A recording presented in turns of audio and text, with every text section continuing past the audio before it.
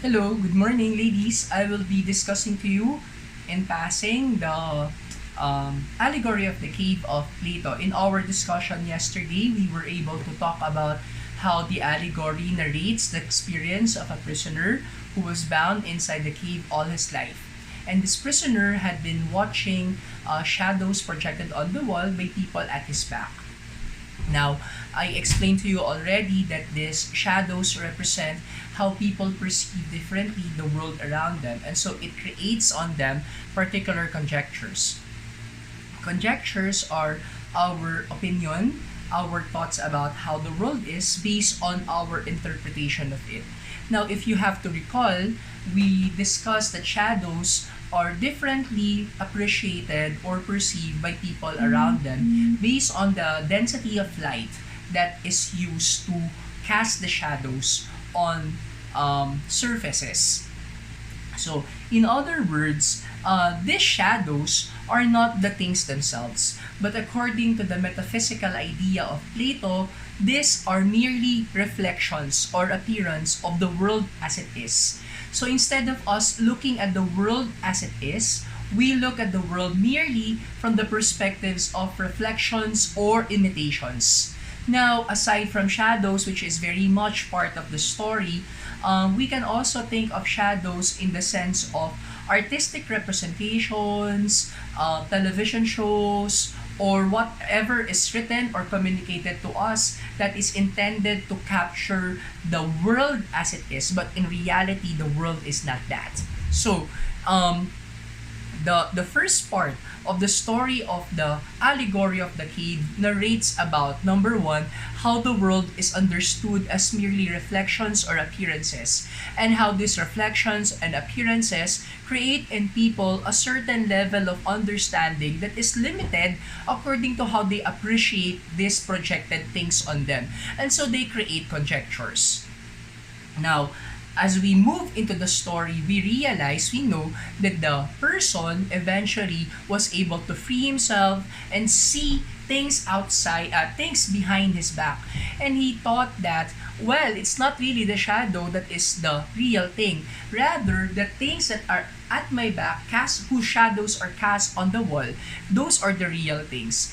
And let us try to be more specific. Let's try to identify some examples. For example, there are chairs, there are vessels, there are spoons, etc. All of these things are put on a parapet, maybe a platform at the back of this guy, and there is light there, and because of that, shadows are cast on the wall.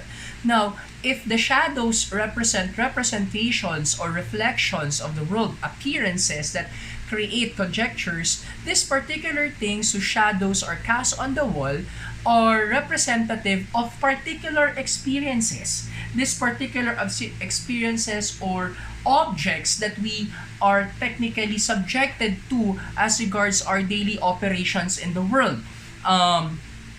For example, in our daily life, we perceive animals, people, things, and these particular experiences create in us certain belief.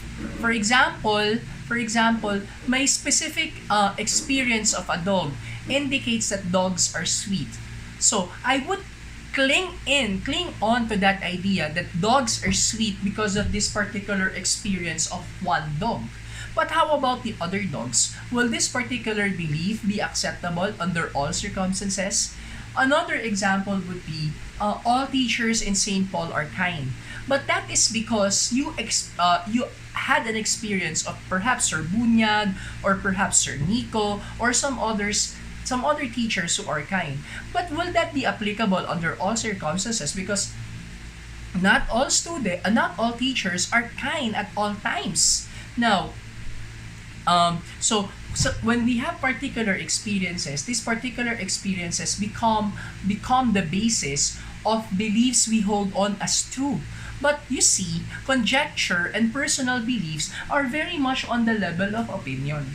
Why? Why is that so? Because these opinions are based on specifics, based on particular things, based on concrete things. And if we characterize concrete things, these are passing, these are temporary, they are given to corruption, they are limited, they decay. So in other words, our opinion right now may not be the same tomorrow because the basis of these opinions are things that are not really permanent. Now, in the story, after the guy was able to free himself and see that there are things at his back, he was able to go outside and venture. He was able to venture outside the cave. And definitely, because he was so used to the darkness of the cave, when he went outside, his eyes were almost blinded.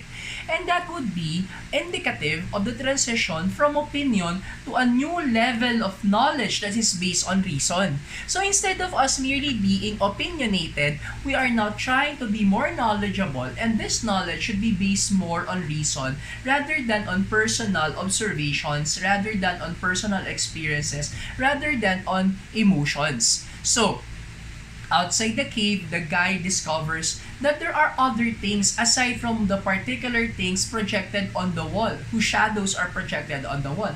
Outside the cave, there are trees, there are mountains, there are people, and perhaps we want to understand how are all these things identified, how are these trees identified as all trees, how are these people identified as all people, how are these mountains identified as all mountains, how are we able to identify order in the connection between these different mountains, different people, different trees. And so we operate now not anymore on particular things but on mathematical and scientific laws. And so we try to understand the universal laws. So imagine the transition of knowledge from creating merely opinions, that is conjecture and belief, we are now moving towards understanding. And what is this understanding? Trying to see the interconnectedness of things, the underlying unity of things that is beyond the particulars and superficiality. So in other words, how do you understand order in the world that is outside? How do you understand order beyond what particular things are? How are these things connected to one another? So all of this would require a greater understanding and analysis and depth, profound understanding of the universal laws. So, eventually, the guy was able to realize that he is able to see all of these things because of the light that emanates from the sun. And while he tried to look at the sun cannot be looked at permanently or for a prolonged period of time. Definitely, you will get blind.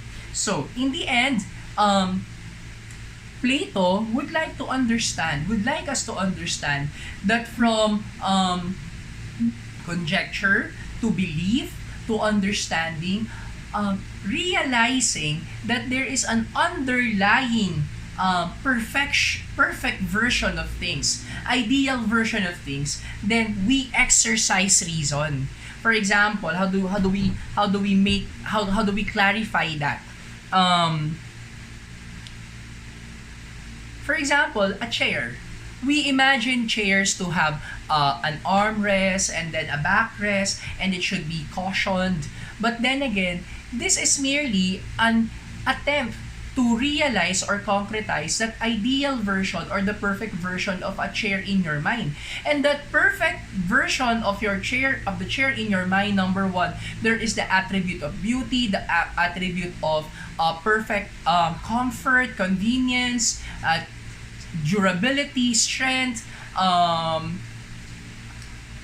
creativity, artistry, aesthetic value. All of those things are evident in your mind of that version of the perfect chair. So the perfect chair is really in itself perfect.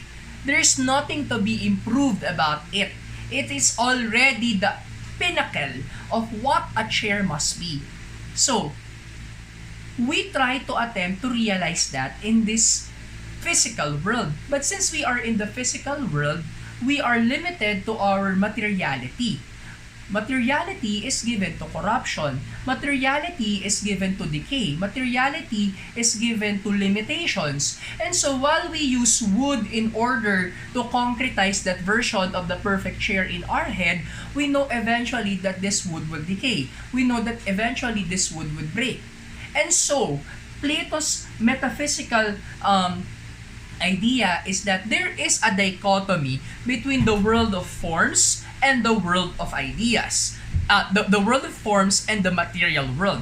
When you say the world of forms, this is the perfect, immutable world. Meaning, since it's already perfect, there's no way and there's no need for it to be changed. There is no need for it to be transformed because it is already the perfect version of itself. So everything in the world has a form, has a perfect version. There's a perfect version for the shirt, there's a perfect version of the wall, there's a perfect version of a pillow, there's a perfect version of a book, there's a perfect version of a teacher, there's a perfect version of a student, there's a perfect version of a mom or a dad or a husband. Everything has its perfect version in the world of forms. But since we are living in the material world and the world of the forms is not material, we are given to limitations. And so we aspire to concretize and enflesh that perfect student, that perfect son, that perfect mother, or that perfect daughter, or that perfect father. But since we are living in the material world, we are given to our appetites, we are given to our limitations. Yet we know that all of these things cannot limit us from really aspiring the perfect thing, and that is rationalization. Now, finally, let us end. If, for example, a person realizes that he is finally able to go out of the cave and believe that he has the power to rationalize and look at things beyond what is supplied to him, it's important that he has to go back to the cave so that others will be free like himself. Why is that so? Very much like the Philosopher's Task. If you know the truth, you have to go back to make other people freed also by the truth. Very much like the example set to us by Socrates. He was not afraid to die just for him to be able to express his convictions and thoughts about how people will be truly free. Now, we go back, not because we want to be vindicated. We go back not because we want to be acknowledged or to be recognized. Rather, we go back because we want people to be free like ourselves. Because in the idea of intersubjectivity, I am human and they are human, and because we are human, we share the same existence. And because we share the same existence, it's important that my experiences, my desires for the truth, my hope for the truth will also be their hope for the truth, and they should also be free like. Okay, that's it, ladies. So in other words, it talks about our being responsible for others. Okay, we are also responsible and accountable for others by the virtue of our shared humanity, our shared existence. That's it. Goodbye.